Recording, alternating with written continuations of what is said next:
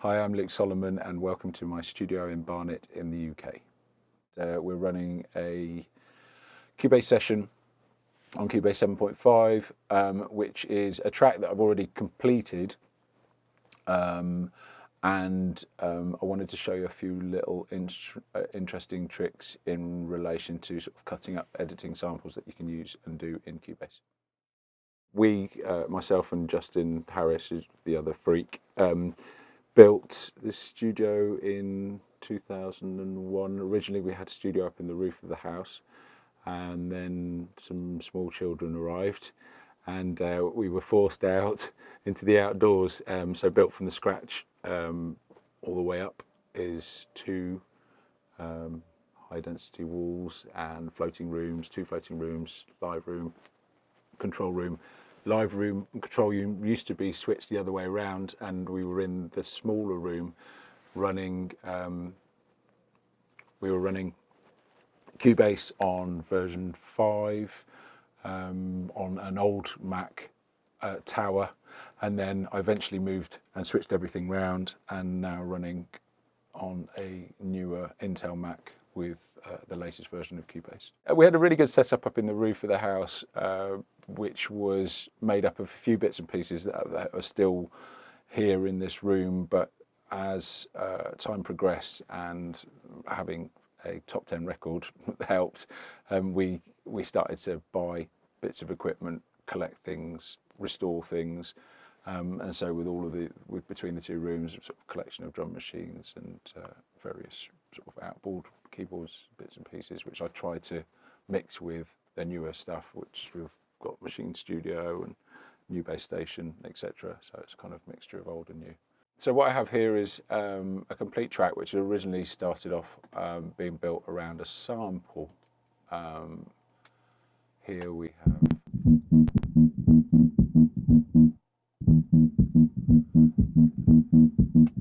have a sample, and you can hear it in its full glory if I delete all.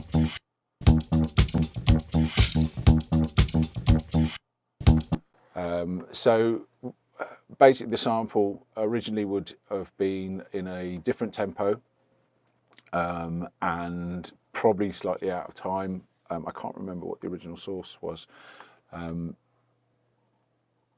In order to get all that fitting and working in the track and setting the tempo, there are a few things that I go through. The first one, which is a great feature on Cubase, is hit points. So what you can do, if you get, basically it's the same as sort of old-fashioned sampling, or when you're recording with a record, or you're recording a record into your S950 or something like that, you find the start point, you get a rough tempo, and then what you'd have to do would go through the whole process of time stretching to fit and to make that work. Now with kind of modern DAWs, you can do all that in a really sort of, it's a lot easier and a lot more, you can have a lot more fun with it. One of the things that you have in Cubase is this. So you go into the actual sample.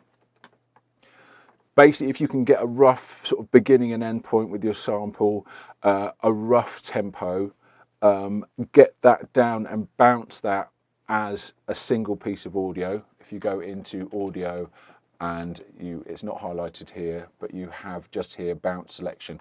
That creates a sample all on its own with the kind of rough start points, and it enables Cubase to not have to think quite so hard.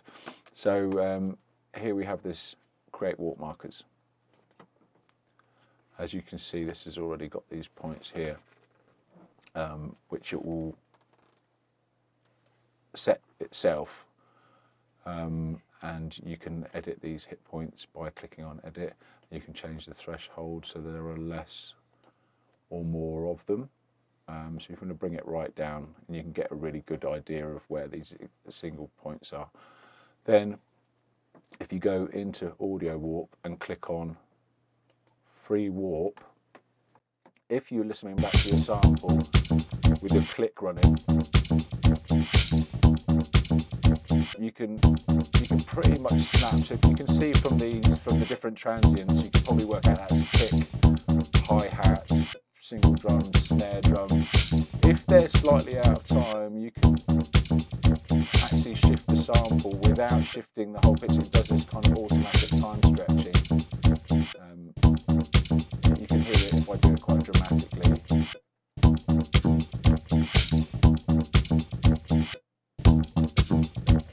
So it's actually kind of interesting because you can, if you want to be really creative with things, you can actually really mess stuff up. But you've also got, also it's non-destructive, so you can undo the warps, reset it here. And so basically what it does is it allows you to really go into sort of old drum breaks, even things you've created. If you've recorded live musician and you've got congas running and little bits are out of time, but you don't want to change the feel, you can just go in and really sort of shift things and move things around, and actually even quantize parts using that as a nifty little trick. Now, once you've also got the rough tempo with a click going, so say this original tempo was at, let's bring this transport panel up. Say the original tempo for that particular sample was, say, 110 BPM. In this instance, I've got this running at 120. You can also do this here you can see the original tempo that I've managed to work out. In your audio pool, you have your sample that you've new created, whatever, if you want to rename it. You've got a little click on box here that you just tick. That gives you and puts it into audio warp. So what will happen now is whenever you change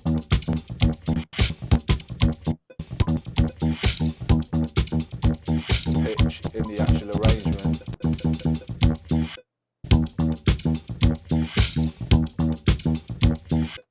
it will follow that pitch. And that's really cool if you've got, again, if you've written a whole song as something and you really wanted to shift it very slightly in one direction or a single part, go in, bounce, highlight everything,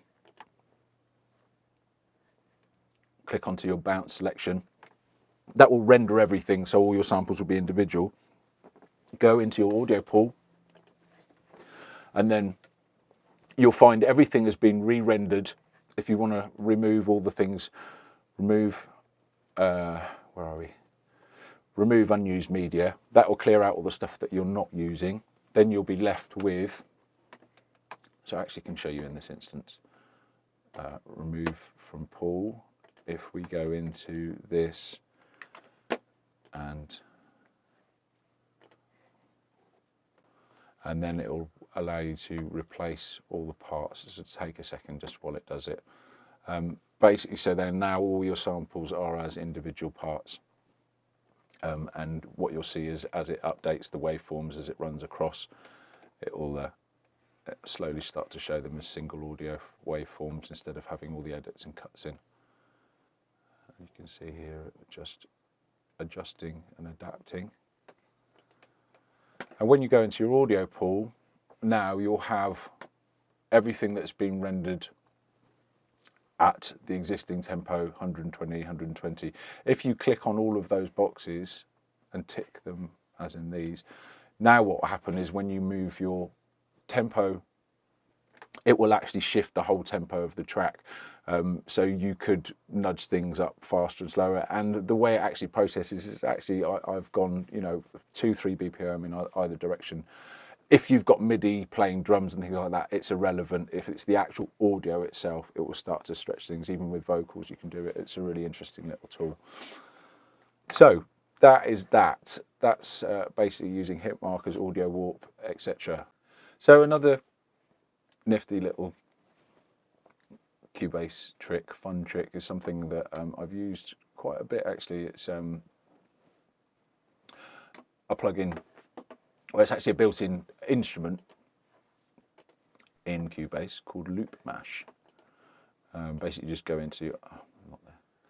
Basically, just go into your instruments here, and you've got Cubase 7.5, so this might look a little bit different to some people. This is all new and fancy. And LoopMash, and your instrument will come up, which looks a little something like this. And what you can now do with this instrument is literally get your piece of audio, if you've got something that's already bounced, like a drum, like I went through previously with the tightening up a loop and creating the sample and bouncing that, you can literally just drag that and add it, and you've got multiple takes on here, and then what it does is it puts them into this thing called a LoopMash, which is exactly what it is. It says what it does.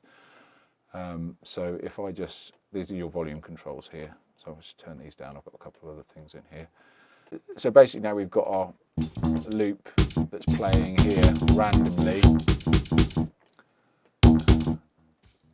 and you've got another version of that loop that's playing, and you've got these little sliders here that will choose and select different sections, and you can copy the parts across, and you have these random selection settings, offsets,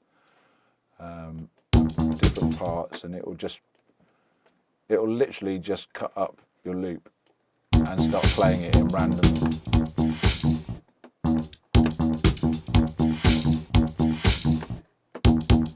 And you can actually, if you hear that in context with the rest of the track, I'll go here. So it's playing the original loop, then you put the LoopMash in.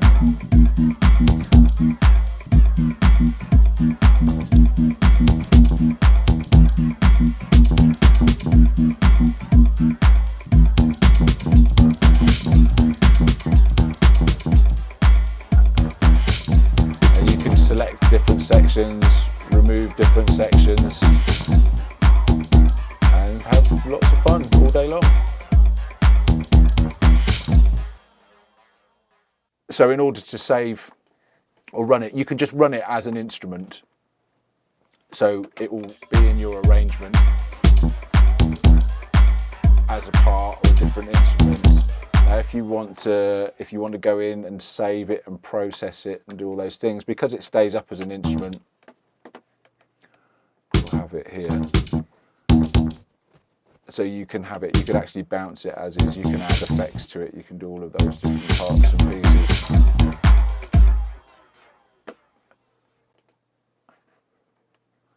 And you can actually put into a different, on this one I've actually got, so this is running some bongos as well, which I've got.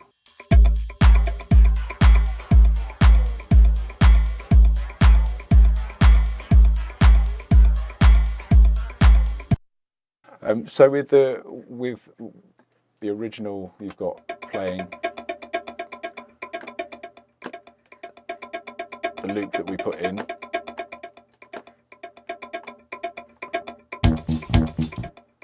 and then on the second channel I've dropped in some bongos, which is again from a bounce, and again you can do the similar thing with these, randomise it. You can have multiple channels going and playing various different parts.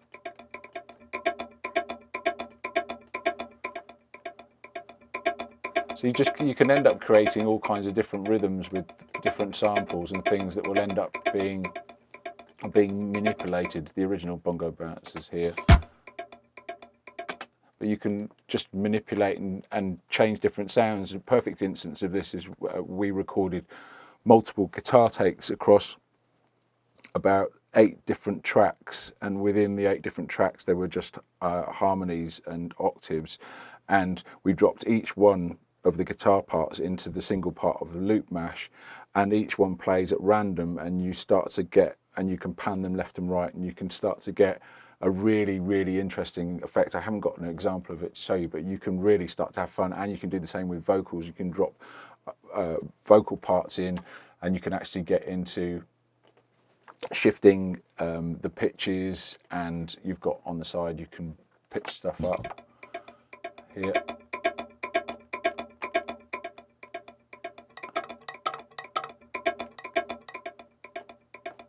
pitch things down, you end up with some really interesting drum rhythm effects. But when you start to do it with vocals and guitar parts or different harmonies or keys, you can end up with some really, really interesting things. So it's all gone a little crazy now.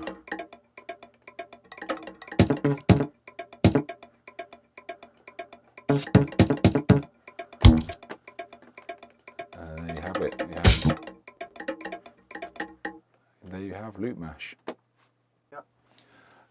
Another trick, well, not so much a trick, but it's knowing another how-to in Cubase of mixing technique is using sidechain to compress a kick and bass together.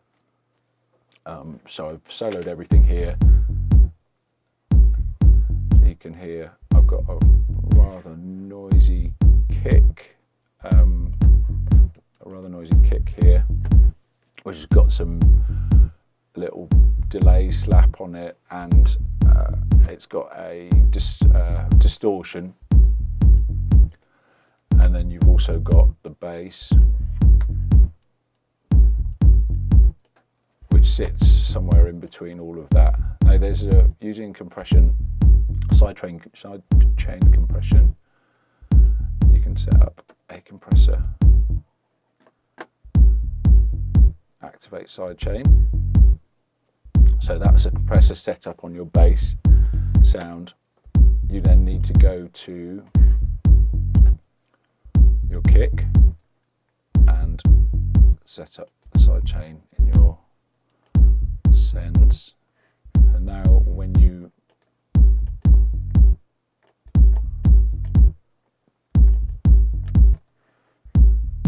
go into your compression,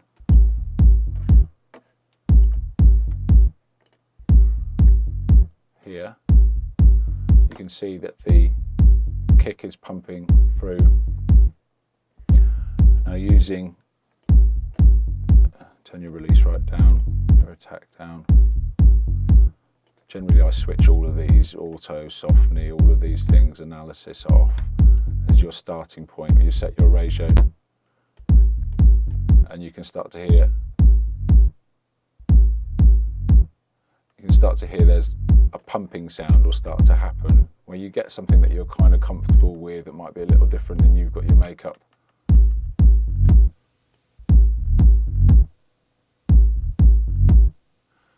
And you'll hear that it starts to do something else. It adds a little swing or driven. So you can, depending on what you're playing, if for something like this, because the bass isn't necessarily happening when the kick is happening, it starts to become something that's more of a rhythm tool.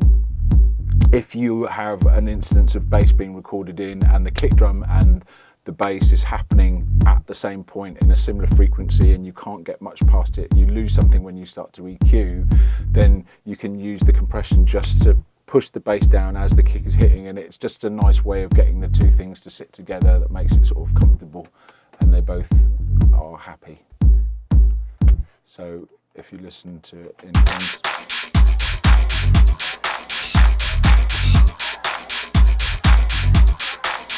now you start to feel that it's got some kind of a little bit, it adds a bit more swing to the drum, so you can use it as a quite a nifty technique. You can do it a sidechaining technique where you can do something similar.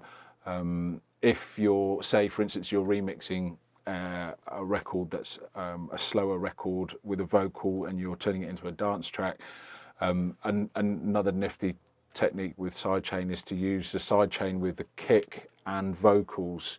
So what will happen is the vocal will start to push with the rhythm of the track and it will start to create more movement, and you'll notice quite a dramatic difference. It's a really tiny little thing, but you'll hear it all start to create more of a swing with the track. So there's quite a few instances where you can use sort of compression, sidechain compression and bass.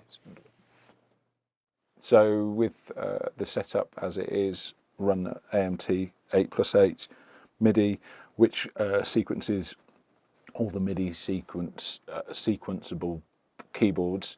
The older keyboards that aren't set up with Bass Station and CV Gate, which allows me to use the Pro One, etc. And what I generally tend to do with Cubase is record the audio in of things that happen rather than recording it as the final process. That gives me a chance to kind of manipulate and change things and do different things. So it's a kind of a different process to how we used to have everything would have to go down on DAT now, because it's going into the DAW and you can do everything in there. Plus you've got a world of plugins. You can have quite a lot of fun